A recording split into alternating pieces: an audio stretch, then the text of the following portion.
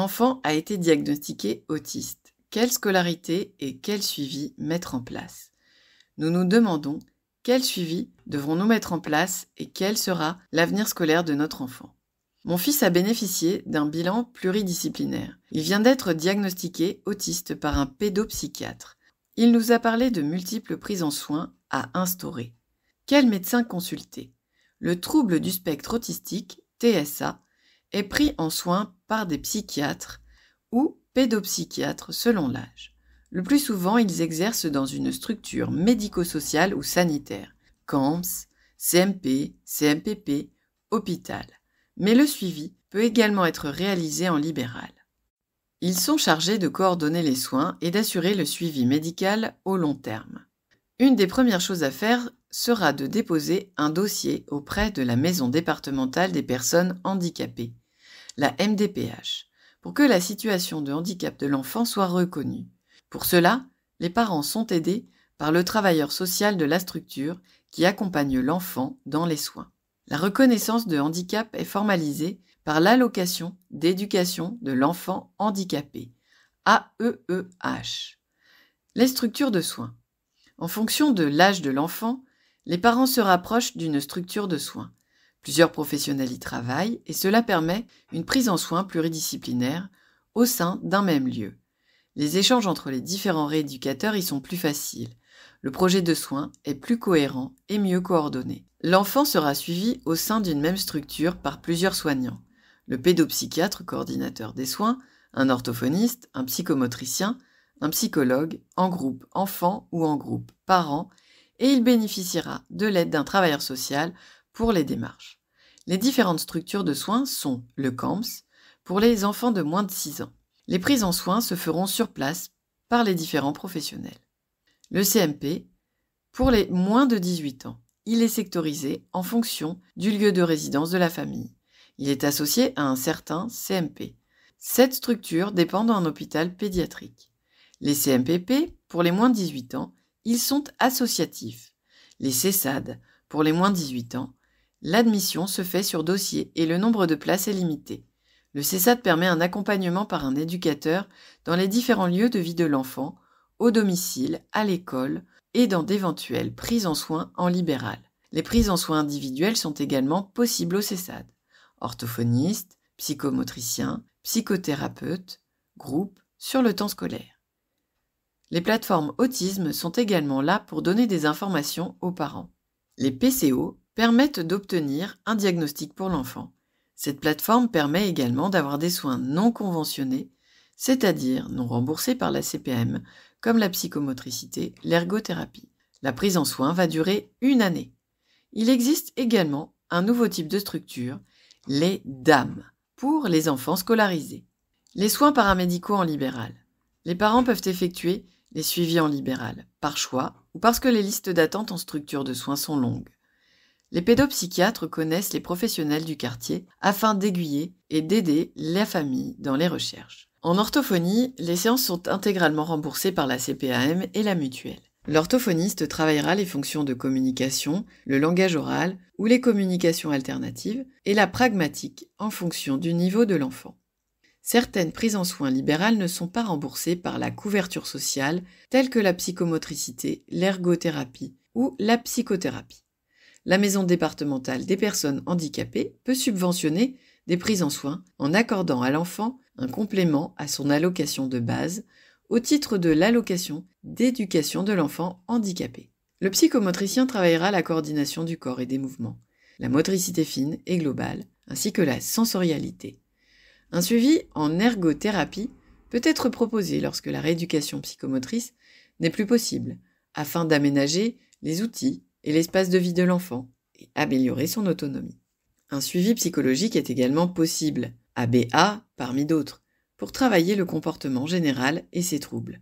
Certains cabinets paramédicaux proposent également des groupes lorsque plusieurs professionnels libéraux s'organisent ensemble. Orthophonistes, psychologues, psychomotriciens. Des prises en soins à vie? Les suivis paramédicaux sont régis par les bilans. Ils font état des lieux des compétences de l'enfant et de ses difficultés. Un projet de soins est rédigé après chaque bilan et s'organise autour de grands objectifs thérapeutiques. Les prises en soin n'ont pas pour objectif de normaliser l'enfant ou de le guérir. Elles ont pour but de rendre l'enfant autonome et de rendre certaines compétences fonctionnelles. Par exemple, pour le langage, si l'enfant est non-verbal, on n'attendra pas de lui qu'il puisse faire des métaphores et utiliser le second degré. On l'aidera à maîtriser le vocabulaire du quotidien pour pouvoir exprimer ses besoins et se débrouiller dans la vie de tous les jours. Concernant la lecture, on n'attendra pas qu'il lise de grands romans, mais puisse remplir des formulaires et comprendre des textes pour se débrouiller lors de son avenir professionnel et personnel. L'objectif est qu'il soit le plus autonome possible. Les prises en soin peuvent être très longues. Afin d'éviter le découragement de l'enfant, il est important d'établir des objectifs thérapeutiques concrets. Lorsqu'ils sont atteints et que l'enfant peut se débrouiller, on peut arrêter le suivi ou faire une pause. On peut toujours revenir consulter le professionnel de santé si de nouvelles difficultés apparaissent plus tard. Ainsi, l'enfant comprend pourquoi il vient consulter chaque semaine et il peut se rendre compte des progrès réalisés sur une compétence travaillée. À l'école, quand on parle d'autisme dans la scolarité, on parle souvent de projet personnalisé de scolarité, qui permet d'adapter la scolarité de l'enfant au niveau pédagogique.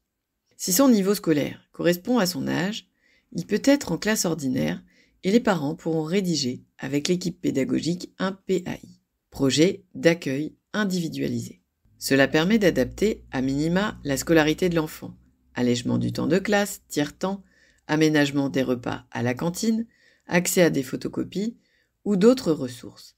Certains enfants obtiennent un bac général, avec mention parfois, si les aménagements sont adaptés.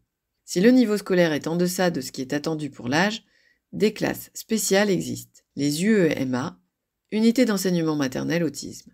Ce sont des petites classes d'une dizaine d'enfants présentant tous à peu près le même profil. Ces classes dépendent souvent d'un CESAD. Des orthophonistes et psychomotriciens y interviennent. Les UEEA, Unités d'enseignement élémentaire autisme. C'est l'équivalent des UEMA en primaire, mais il n'y a pas de professionnels de santé. Les ULIS, Unités pour l'inclusion scolaire, primaire et collège. Ce sont des classes d'une dizaine d'enfants dans lesquelles les élèves sont regroupés. Ils bénéficient d'un enseignant Ulysse pour certains apprentissages sur lesquels ils sont en difficulté et sont inclus en classe ordinaire dans les matières qui ne posent pas de problème. Si la scolarité ordinaire n'est pas possible, l'enfant peut intégrer un IME, Institut médico-éducatif. C'est un centre qui accueille plusieurs enfants présentant le même type de troubles. Tout se fait sur place, enseignement pédagogique et soins, la prise en soin est globale et tous les professionnels sont sur place. Comment préserver la famille et la fratrie? L'arrivée d'un enfant porteur d'un trouble du spectre autistique est souvent un bouleversement dans l'équilibre d'une famille, au niveau du couple parental comme de la fratrie. Des associations d'aidants existent et apportent un soutien psychologique administratif pour les démarches. Les parents pourront également s'adresser au CMP du secteur ou aux professionnels libéraux pour s'inscrire à des groupes de parole destinés aux parents d'enfants porteurs de TSA. Une prise en soins psychologiques familiales est possible aussi, afin de préserver les frères et sœurs et la dynamique familiale. La MDPH peut verser des aides aux loisirs pour que l'enfant et sa famille bénéficient de loisirs et vacances adaptés, le budget d'une sortie pouvant être considérablement augmenté si des adaptations sont nécessaires. Certaines adaptations proposent des vacances thérapeutiques pour les enfants, mais aussi pour toute la famille. Cela peut consister en un accueil du jeune uniquement, mais également en celui de toute sa famille. Un séjour de répit, colonie de vacances, accueil de la famille en gîte, en mobil-home, en croisière, etc. Chaque enfant est unique, ses besoins aussi. L'accès aux soins est parfois long à mettre en place, il est donc essentiel que les parents identifient bien chaque structure et chaque professionnel pour s'orienter assez tôt vers les plus adaptés. Les parents trouveront les structures et les professionnels adaptés à chaque besoin en fonction de leurs demandes.